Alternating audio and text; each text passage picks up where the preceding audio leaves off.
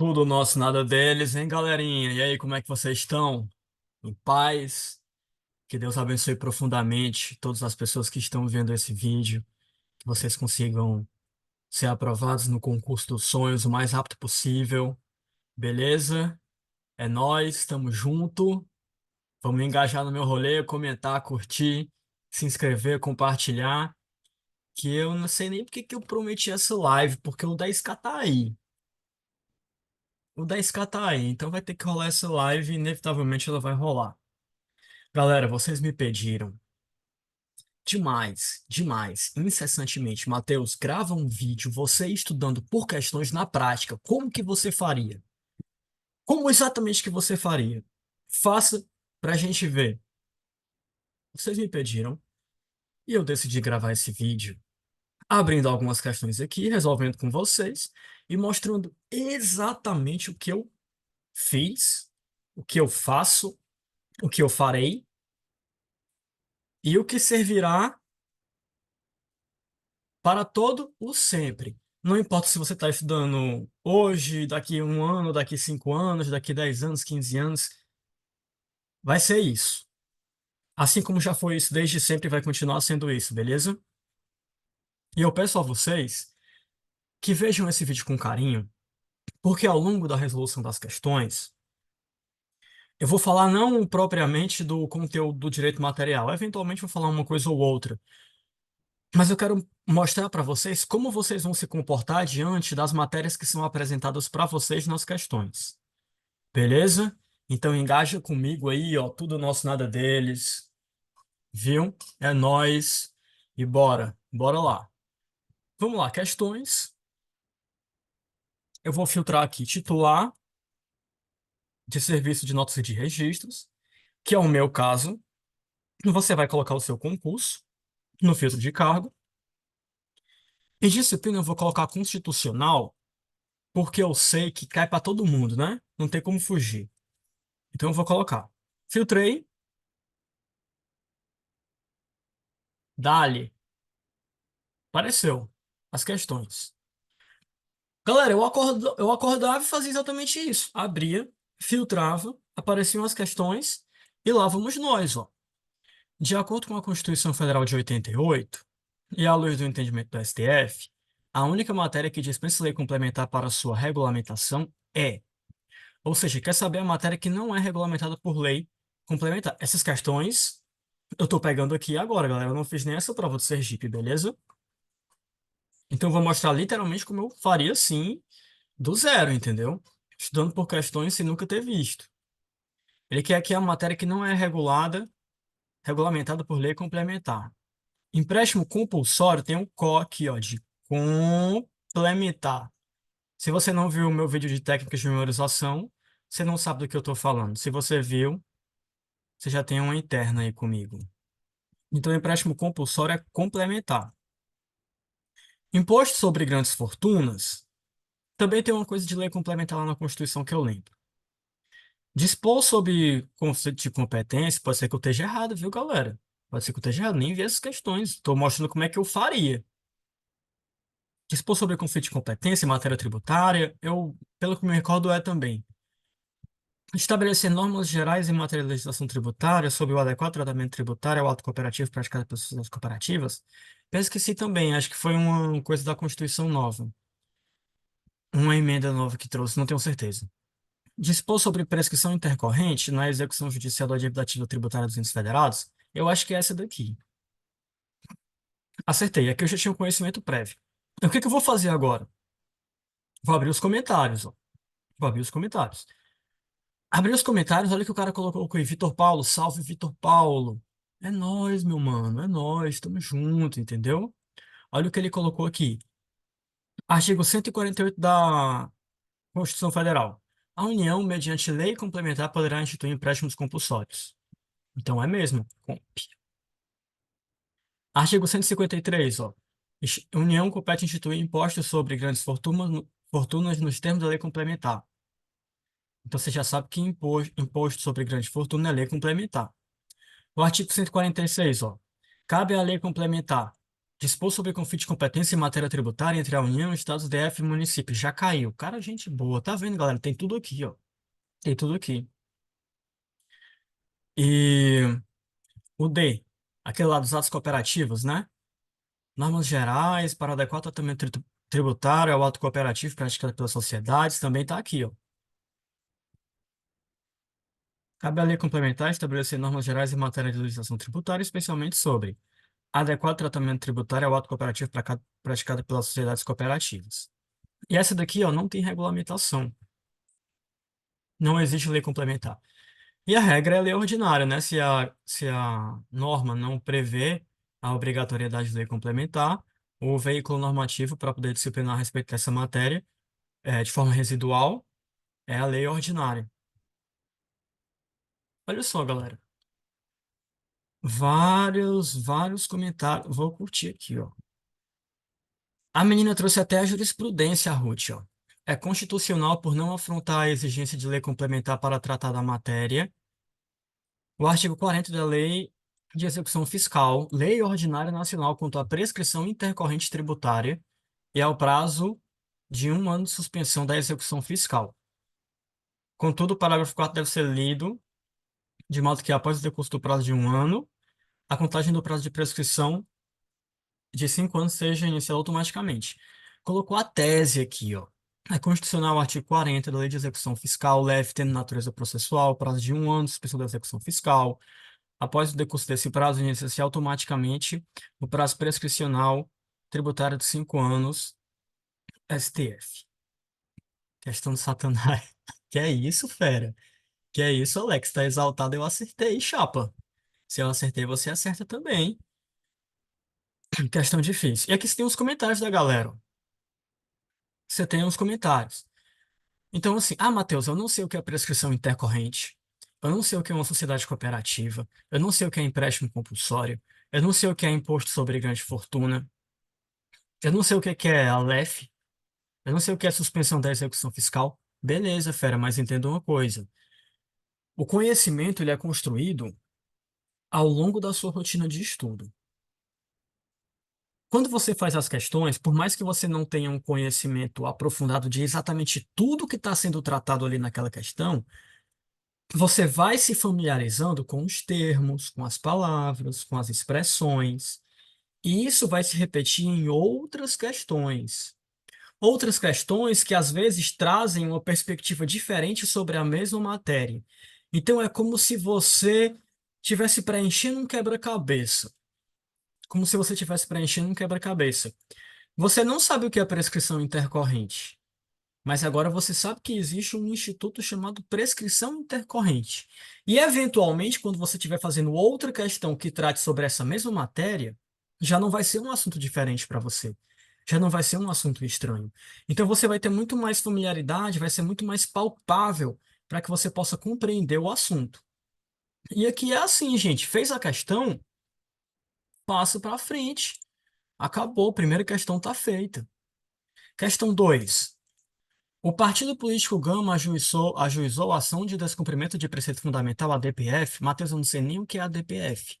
Vai pra frente, fera. Faz a questão, entendeu? Vai pra frente. É assim mesmo. É assim mesmo. Em outra questão, você vai pegar uma questão só sobre a DPF, que o cara vai colocar os artigos da lei lá e você vai entender o que é, tá? Aqui você tem que ser objetivo. Ninguém tá querendo ser um gênio, saber de tudo. A gente quer passar. Quer passar. Lembrem-se do que eu falo. Não romantiza estudo para concurso público. Não romantiza. Não romantiza. Beleza? Vai direto ao ponto. Então, o partido político ajuizou a DPF perante o STF com o pedido cautelar para que os estados, DF e municípios sejam obrigados, imediata e independentemente de adesão formal, a observar diretrizes contidas no decreto que institui a Política Nacional para a População em Situação de Rua, determinar a formulação pelo Poder Executivo Federal, em prazo definido, do Plano de Ação e Monitoramento para a efetiva implementação da Política Nacional de População em Situação. Ou seja, o partido político entrou com a DPF para poder obrigar todos os entes federados a resolver essas coisas da população de rua, né? Determinar os poderes executivo municipal e distrital, bem como onde houver atuação, aos poderes executivo federal e estadual que, no âmbito de suas zeladorias urbanas e nos abrigos de suas respectivas responsabilidades, efetivem medidas que garantam a segurança pessoal e dos bens das pessoas em situação de rua dentro dos abrigos institucionais existentes. Na ação, o autor apontou diversas omissões do Executivo Legislativo que estariam acarretando violações a direitos fundamentais da referida população.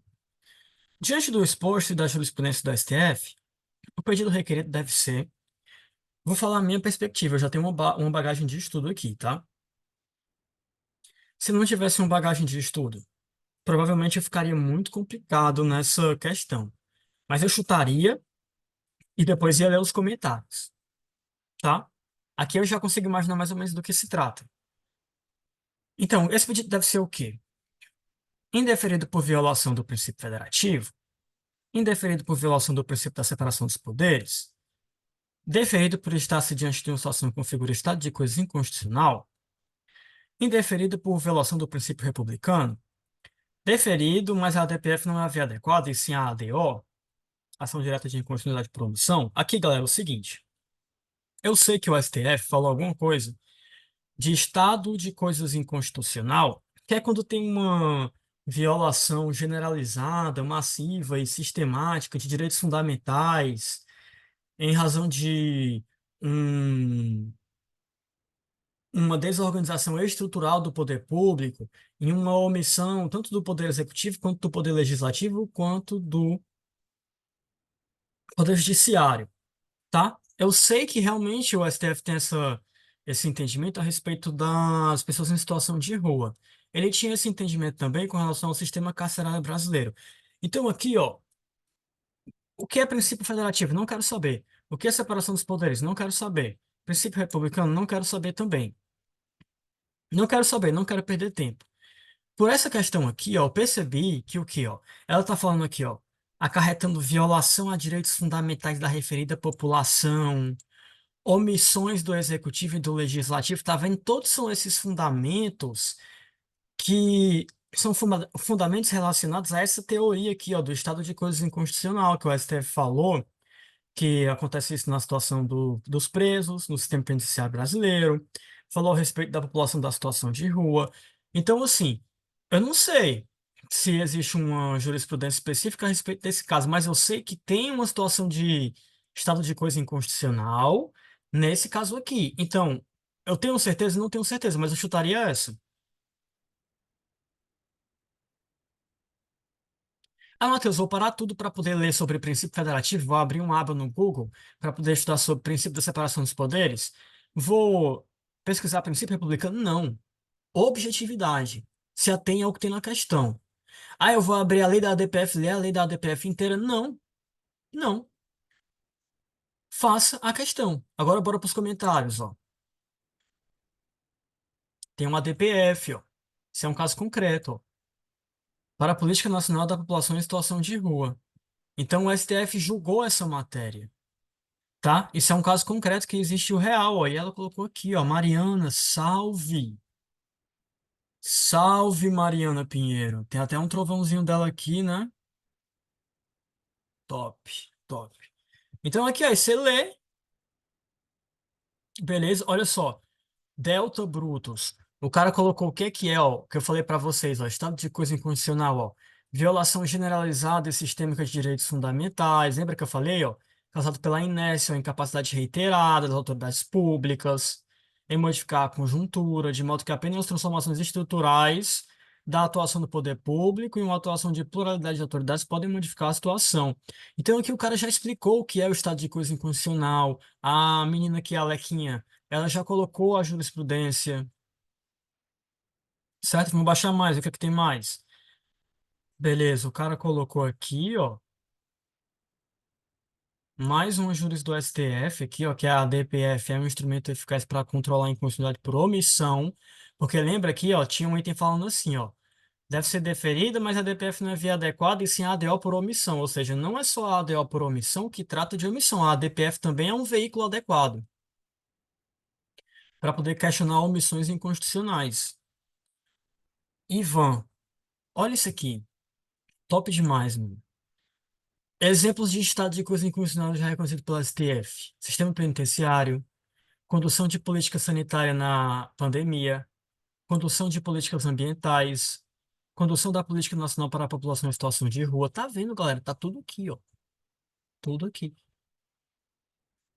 Simplesmente tudo aqui. Leu, aprendeu do que está tratando a questão?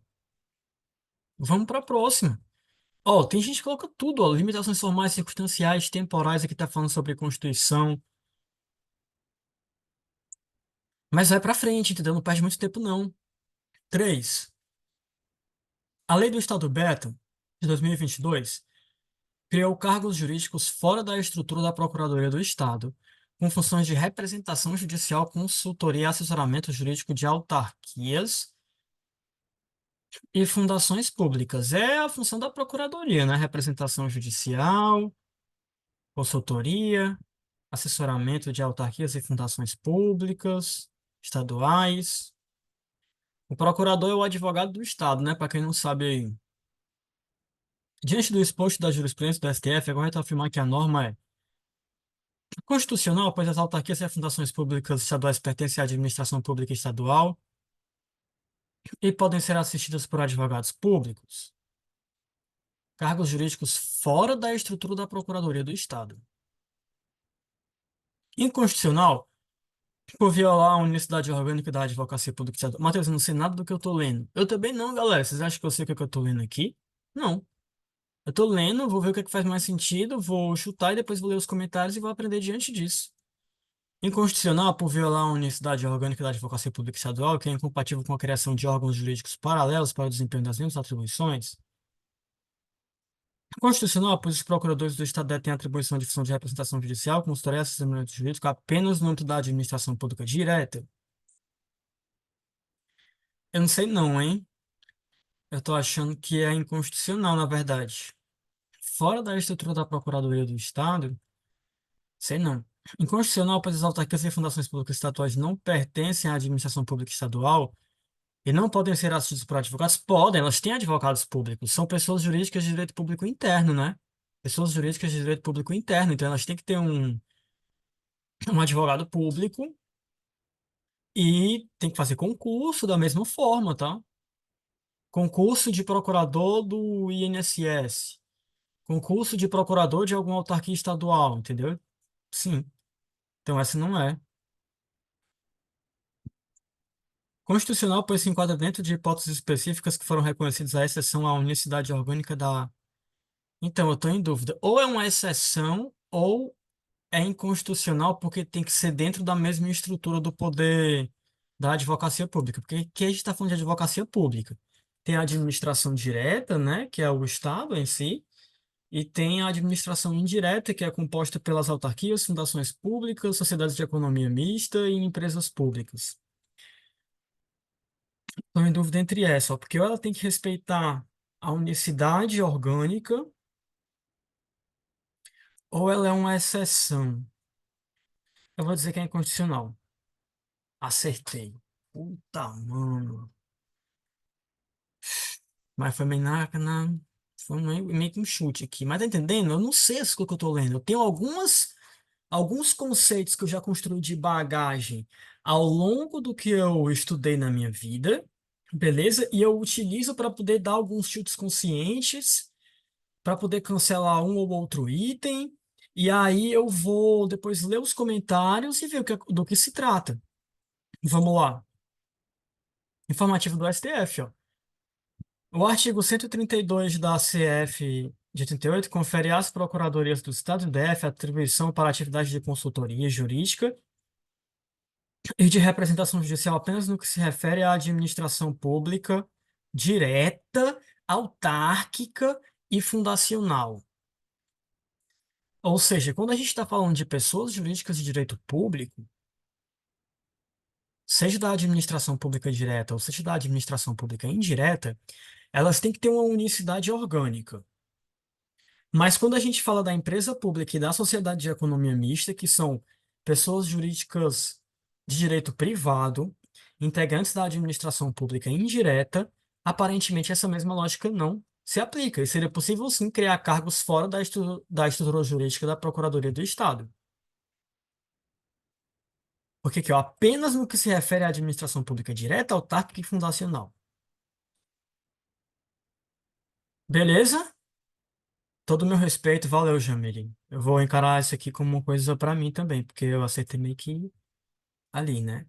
Olha só, FGV cobrou questão semelhante na última prova da magistratura, tá vendo, galera? Tá vendo, ó? Lembra quando eu falo pra vocês fazerem questões de outros concursos? Tá aqui, ó. Tá aqui. Na hora que vocês começarem a ver isso aqui, é que vocês vão entender tudo que eu tô falando, entendeu? Vocês têm que começar a fazer isso que eu tô fazendo aqui agora. Beleza? Eu vou fazer mais duas só pra fechar as cinco, tá? Aí o cara colocou aqui, ó, do seu direito, a galera faz tudo, velho. Tem tudo aqui, ó. Lucas, o princípio da unicidade da representação judicial dos Estados Unidos DF é que eles serão os únicos responsáveis pela representação judicial e consultoria jurídica nas UFs. Tá. Aí o que é que ele fala aqui, ó? As mitigações, as exceções, ó, que pode ter lei que cria cargo fora da estrutura da Procuradoria. Procuradoria vinculada ao Poder Legislativo, ao Tribunal de Contas.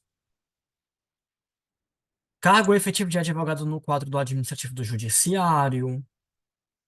Foge da Procuradoria, que tem a ver com os poderes, né? É a Procuradoria do Estado integra o Executivo, mas quando a gente está falando de Legislativo, do Judiciário e do Tribunal de Contas, que é um órgão autônomo, a gente sai dessa unicidade orgânica da Procuradoria do Estado. Faz sentido. E a seção 3, permitido aos estados manter consultorias jurídicas separadas de suas procuradorias, ADCT, ó, desde que na data da CF tenham órgãos, ou seja, se antes da Constituição já tinham órgãos de consultoria separados nos estados, eles podem ser preservados.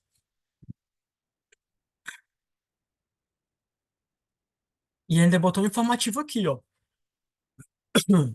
A Constituição é uma instituição de órgãos para consultoria e assessoramento do legislativo e judiciário estaduais, admitindo-se a representação judicial extraordinária, apenas quando o poder precisa defender em juízo, em nome próprio, sua autonomia, prerrogativas e independência em face dos demais poderes. A galera colocou vários júris, ó, só ir lendo, galera. Olha aqui, ó, esse aqui é muito bom, ó. Procurador-Geral do Estado representa a administração direta, mais autarquia e fundação. Advogado da União representa a administração direta federal. Procurador Federal representa a autarquia e fundação pública. Aí você vai lendo os comentários, galera. Vai lendo, vai lendo, vai lendo, vai lendo. Encheu o saco. Leu isso aqui tudinho, ó. Tá de saco cheio? Bora para a questão 4. Os estados possuem autonomia relativa na solução normativa do problema da dupla vacância da chefia do Poder Executivo. O que é a dupla vacância? Quando o governador e o vice não pode mais, né? Não está mais lá no cargo, no mandato. Então ele está falando que os estados possuem autonomia relativa na solução do problema de dupla vacância, não estando vinculados ao modelo e ao procedimento federal. Nem sabia disso.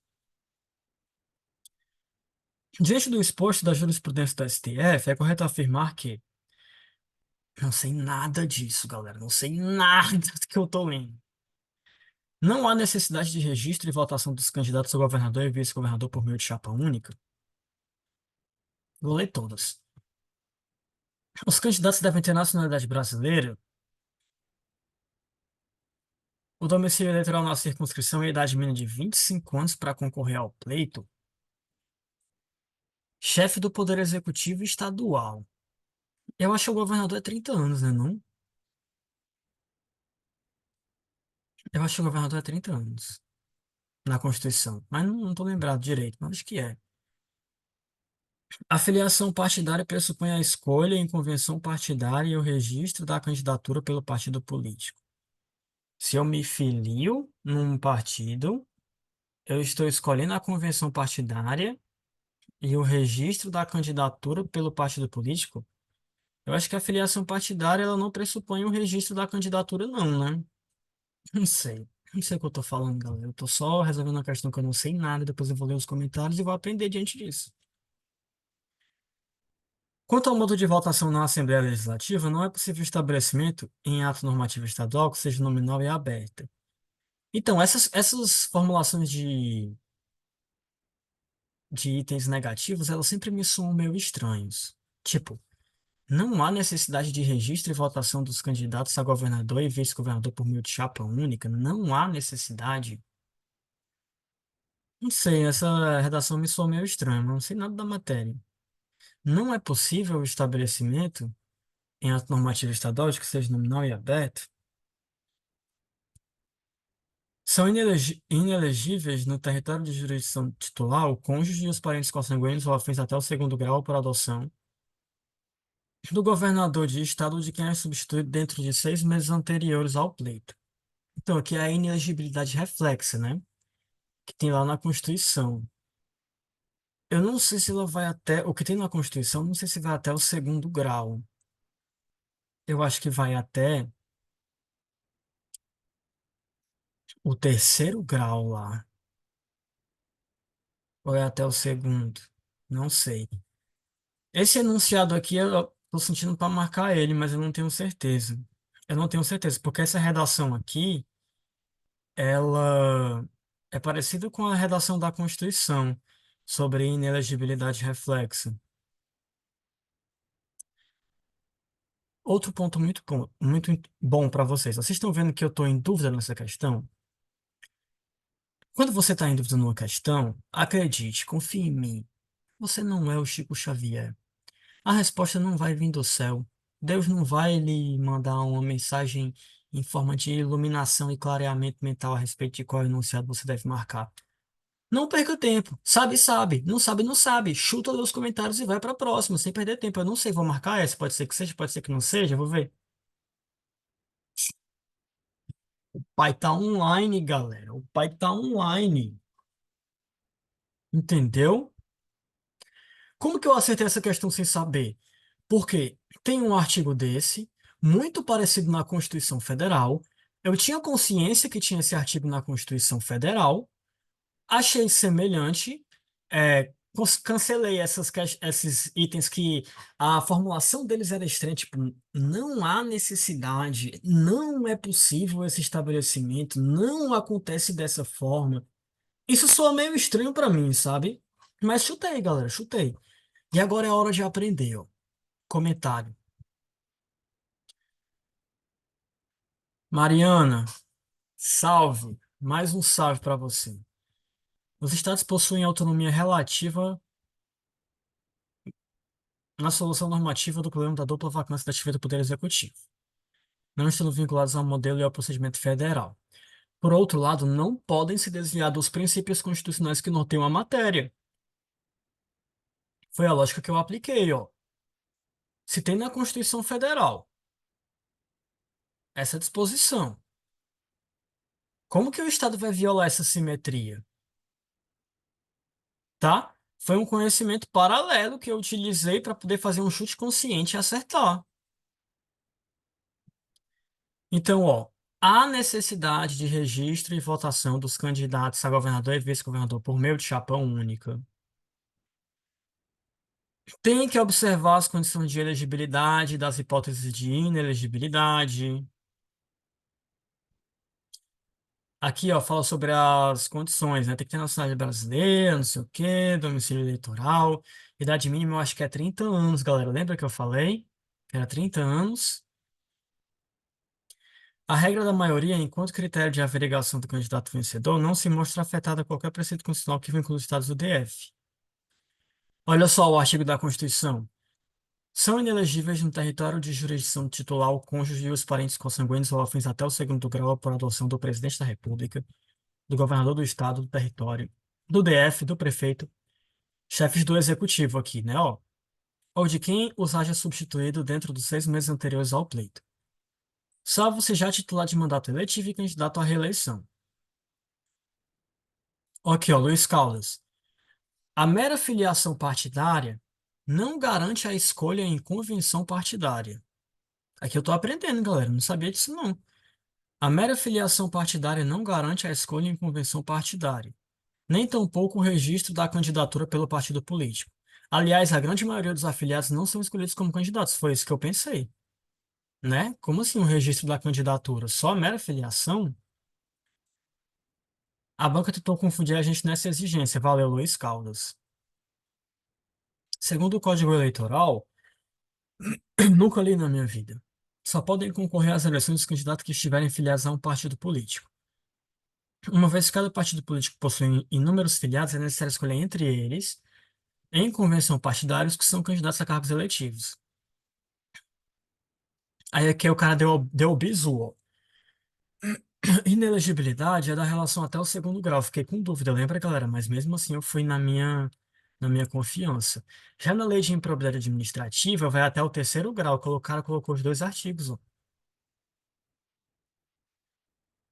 Esse aqui a gente já leu, né? E esse outro aqui da lei de improbidade administrativa. Nomear cônjuge, companheiro ou parente em linha reta, colateral por afinidade do terceiro grau, inclusive da autoridade nomeante ou do servidor da mesma pessoa jurídica investindo em cargo de direção, chefia ou assessoramento, para o exercício de cargo em comissão ou de confiança ou ainda de função gratificada na administração pública direta e indireta de qualquer dos poderes da União, dos Estados e DF dos municípios, compreendido o ajuste mediante designações recíprocas. Aqui é o nepotismo cruzado, né? Nepotismo cruzado. Tipo eu aqui, ó. Não sei o que aconteceu, mas acertei. É isso que vai acontecer se vocês fizerem o que eu tô falando para vocês fazerem, beleza? Não sei o que aconteceu, mas acertei. Entendeu? É tipo isso. Não sei o que aconteceu, mas tirei a segunda maior nota, entendeu? É a sorte de quem estuda. Essa é a sorte de quem estuda. Vocês estão presenciando aqui, em tempo não real, porque está gravado, mas improvisadamente, a sorte de quem estuda. Agora vai comentando, olha só. O cara colocou todas as condições de elegibilidade aqui, ó. Aproveita para ler, ó. Nacionalidade brasileira, pleno exercício dos direitos políticos, alistamento eleitoral, domicílio eleitoral na circunscrição, filiação partidária e idade mínima. Falei para vocês? 30 anos para governador. Falei que era 30 anos, 35 para o presidente e para o vice, 21 para o deputado federal, estadual, distrital, prefeito, vice-prefeito, juiz de paz, que celebra casamentos, 18 anos para vereador. Aí o cara comentou os outros enunciados aqui, ó. Continuando nos comentários. Lê. Ó, rumo a PMPE. Pernambuco, tá entendendo, galera? Não tem essa coisa de concurso, não, galera.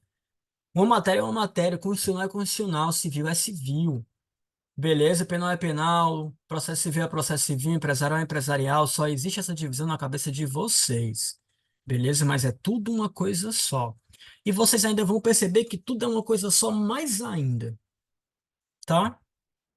E a nossa última aqui. Questão 5. O Estado Beto deixou de aplicar o mínimo exigido da Receita Resultante de Impostos Estaduais. AD é interventiva, hein? Vai tomar. Intervenção da União no Estado. Na manutenção e desenvolvimento do ensino. É ensino e saúde.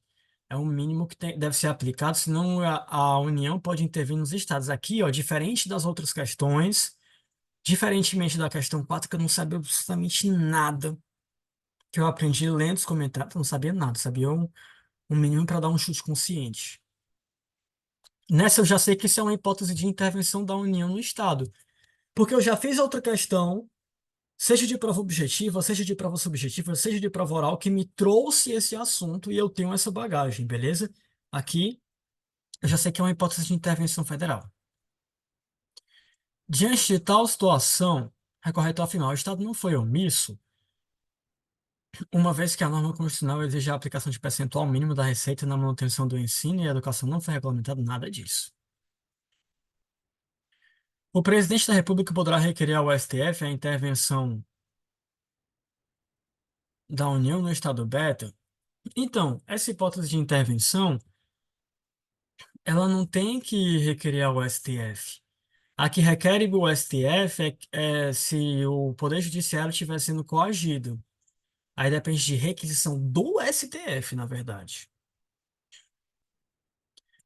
O PGR poderá requerer ao STF intervenção da União no Estado beta. As hipóteses de intervenção federal tem algumas que é o PGR que faz um requerimento mesmo. Mas eu acho que essa é uma hipótese de intervenção espontânea. O presidente da República pode decretar ex officio a intervenção federal da União no Estado beta? Eu acho que é essa. A intervenção federal não é possível nessa circunstância, pois é um mecanismo excepcional. O rol previsto é taxativo. Tá certo, é um mecanismo excepcional. O rol previsto é taxativo, mas tem essa hipótese. Beleza? Então eu vou cancelar essa. Eu vou cancelar essa. Eu vou cancelar essa. E aí me sobrou o quê? Se depende de requerimento do PGR ou se pode ser de ofício. Eu acho que é uma intervenção voluntária. Errei, galera. Tá vendo? Ninguém está imune aos erros. E é isso mesmo. Fechamos 80% das questões, ou seja, de 5 acertamos 4. Toda a minha média ali, né? Minha média é 87,5. Então, ó, o PGR, ele tem que requerer essa intervenção da União nos estados.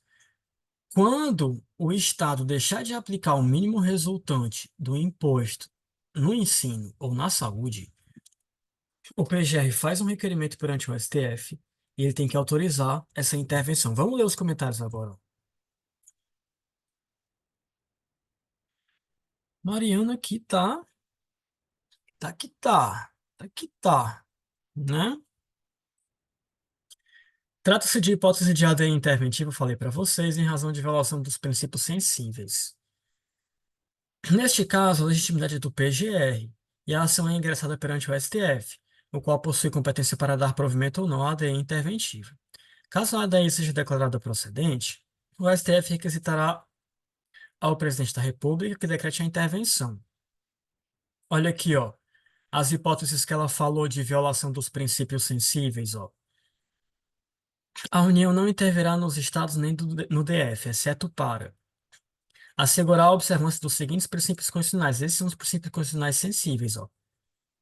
Forma republicana, sistema representativo, regime democrático, direitos da pessoa humana, autonomia municipal, prestação de contas da administração e, ó, aplicação do mínimo exigido da receita resultante de impostos estaduais, compreendida proveniente de transferências na manutenção e desenvolvimento do ensino e nas ações e serviços públicos de saúde.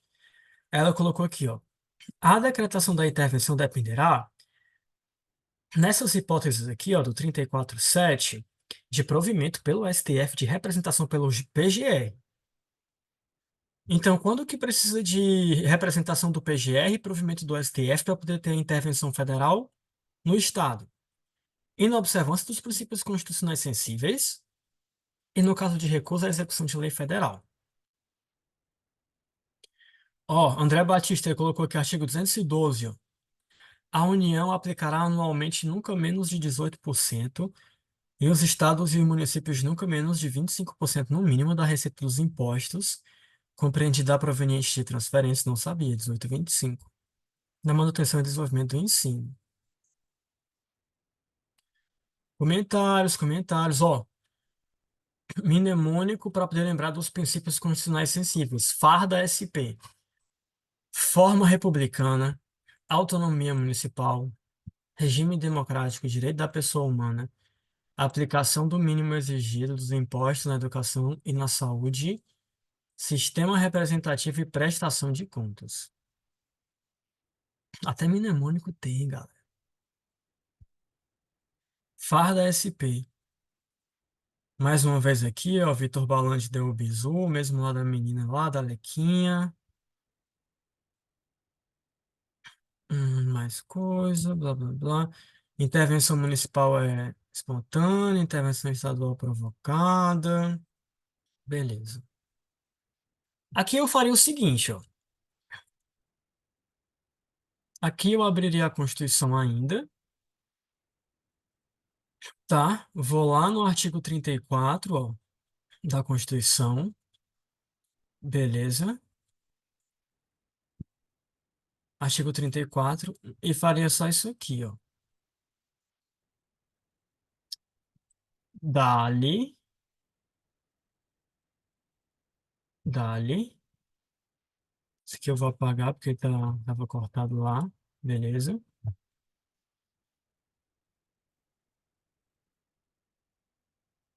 Sem querer, eu cortei minha cabecinha ali, mas voltei já. Ah, E o 36 aqui, ó. E o 36 aqui. Aí, esse aqui eu vou cortar que tava cortadinho lá. E colocaria, ó. Por que que eu fiz isso? Para poder a gente ver todas as hipóteses de intervenção da União nos Estados e no DF. É isso que eu fazia, entendeu?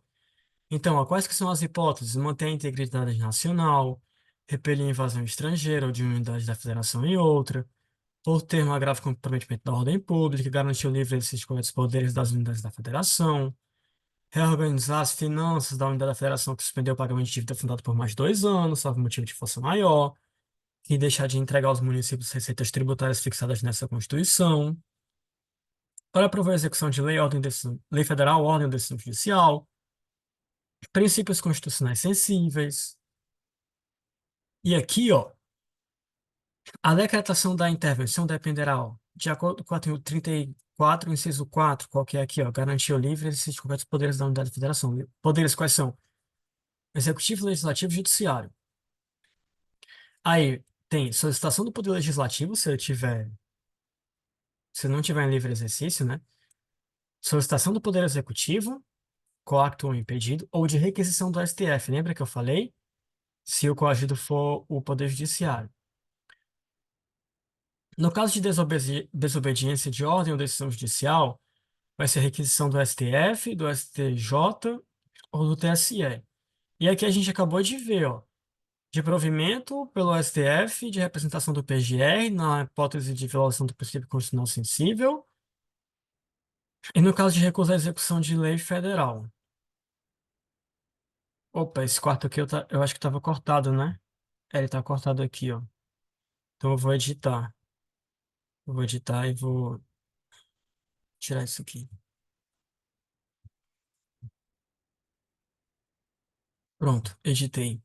Entendeu? Aí eu ficava colocando nos comentários para poder salvar e eu mesmo estudar, tá?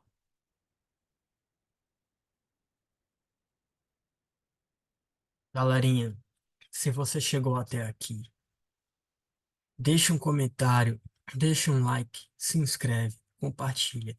Eu acho que mais claro do que isso não tem como.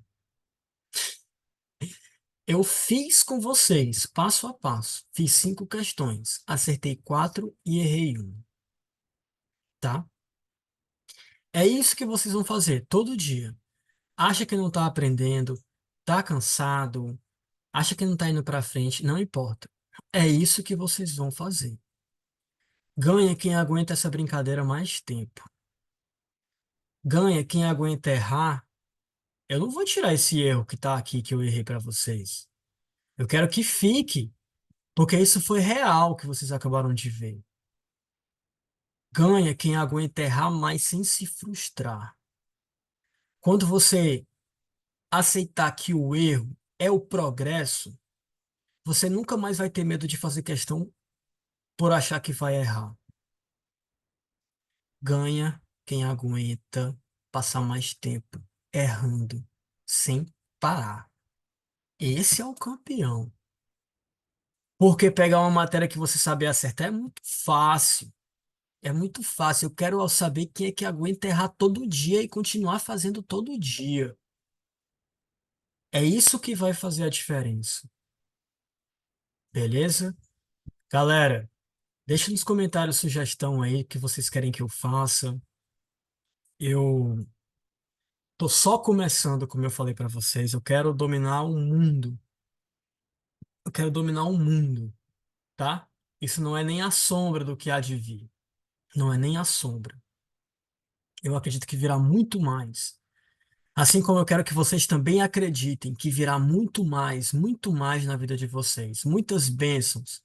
E que vocês vão poder abençoar cada vez mais e mais e mais e mais pessoas indeterminadamente. Beleza? Deixe nos comentários aí se você quer que eu grave algum vídeo. Já estou pensando em outras paradas também, tá? Já me deram sugestões no vídeo passado e eu estou matutando ideias aqui e é tudo nosso, nada deles, galera. Esse é o nosso ano, entendeu? Esse é o nosso ano, beleza? Fiquem com Deus. Tamo junto. Até a próxima.